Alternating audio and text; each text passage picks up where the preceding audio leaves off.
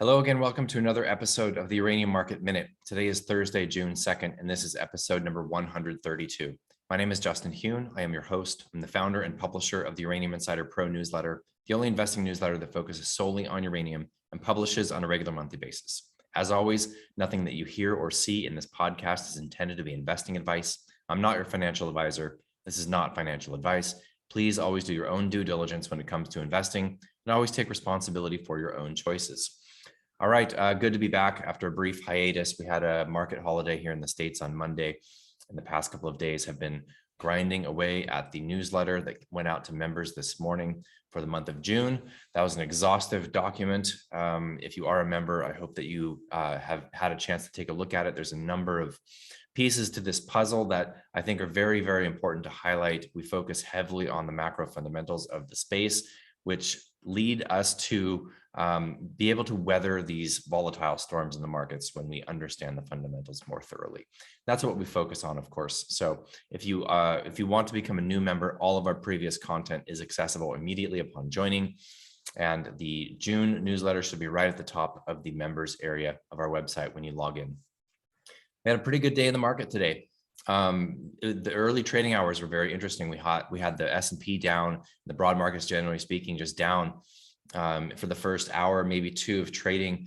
And we had the uranium shares trading directly opposite of that. And they maintained that outperformance throughout the day for the most part. The broad market did recover intraday, but we had some very, very strong movements across the sector. We had shares up between 5 and 15% on the day across the uranium space. And it really can't be any other way for uranium.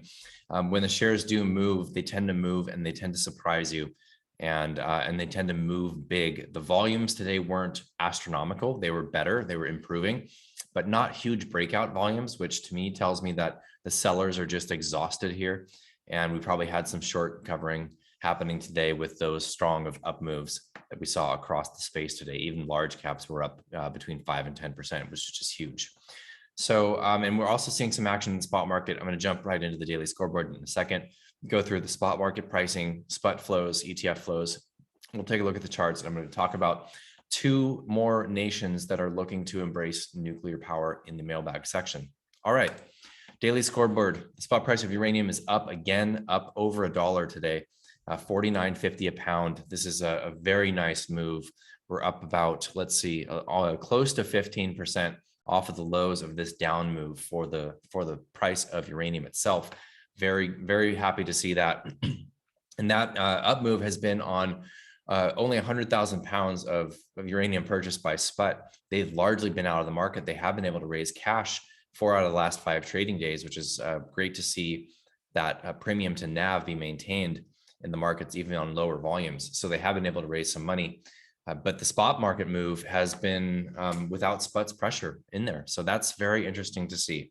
And obviously there's some other players in the spot market. Sometimes we'll see some front running by traders expecting that SPUT will be in the market. Maybe that's what we're seeing here. Hard to say. Also, you find that traders can sometimes act in the spot market relative to the NAV of SPUT. So if there's a lot of flows coming into SPUT, even before they're buying, you might see traders scoop up pounds expecting the price to meet SPUT's NAV eventually, and they can play a quick trade on the movement of the vehicle itself. So yes, they've been able to raise capital 4 of the last 5 trading days. Yesterday, they did close at a very small discount to NAV, but they traded up nicely today. Likely they issued more shares, raising some cash today. In fact, I wouldn't be surprised if they raised a decent amount of money today. After several weeks of not being able to raise capital, they've taken in almost 40 million over the past 5 trading days, 39.3 million. Great to see. Total NAV of SPUT now sits at 2.75 billion. Nice to see that up nicely over the past week and a half or so since we bottomed out. The SPUT is now sitting on 62 million in total cash. The sector equity ETFs, no change in outstanding shares for URA or URNM. Again, the shares traded very, very nicely today. So why don't we jump in and check out the charts. Starting off with URA, up 5.34% today on increasing volume. Nice to see. This chart is making a very nice recovery.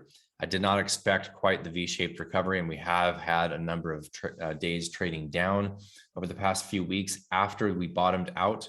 Let's see, when was this? That was May 12th. So that was, let's see, 2.5, almost 3 weeks ago. And we are seeing a nice trend continuation here after hitting that lower trend line within this accumulation cylinder. We are still underneath that rising 200-day moving average. Another couple of dollars will be above that. I would like to see that and like to see us stay above that 200-day moving average for this really to be a bull market maintained here for uranium. URNM is likely a very similar chart here, up a bit more today, 6.5% on the day. Again, on increasing volume, but really we're not seeing huge breakout volume here. Likely we are still seeing a decent amount of risk off across the markets, but at this point, perhaps sellers are just exhausted. And of course, when you see the selling that we've seen over the past couple of months, the buyers of these shares typically are more stronger handed. These are people that believe in the story, that might be new to the story, that might be adding their positions, contrarians, etc. So flushing out the weak hands, and then sometimes you can see recoveries on lower volumes just because the weak hands have been so thoroughly flushed that it doesn't take a lot of buying pressure to move up. So SPUT had a nice day, also up 1.89% today. Definitely they were in there raising cash today. We'll have to see how much that was. But again, noting the volume, nice to see it increasing this week, but still nothing to write home about here. This is not the breakout in the sector yet, but the recovery has been substantial. Cameco also traded up nicely today, 4.9%.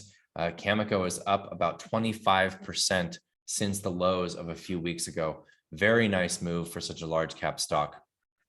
All right, so for the mailbag section, I want to talk about two countries that are looking to bring on nuclear energy going forward: Vietnam and Saudi Arabia.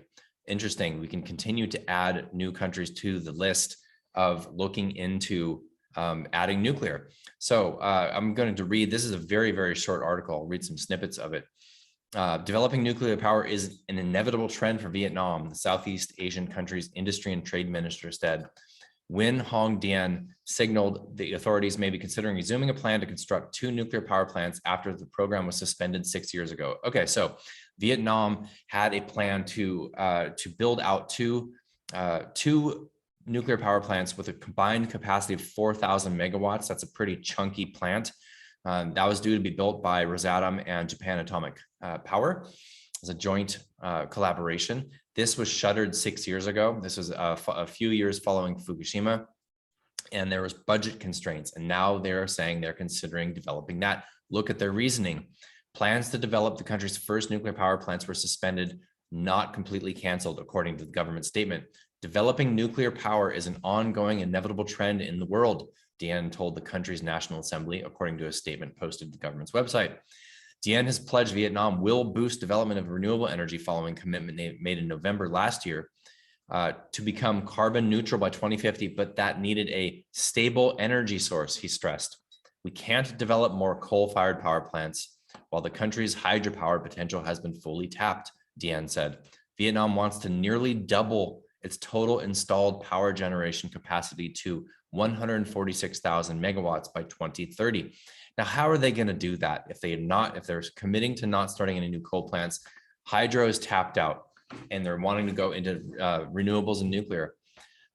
Either they're going to find a stark reality about the potential of renewables like Germany has, or they're going to recognize it up front, as their energy minister did here, saying we need a stable source in addition to in addition to expanding renewables. So that might be obvious to us and to folks that have been following this for a while, that recognize that, of course, renewables are intermittent. You need a stable baseload source behind that. Nuclear is a great option for that.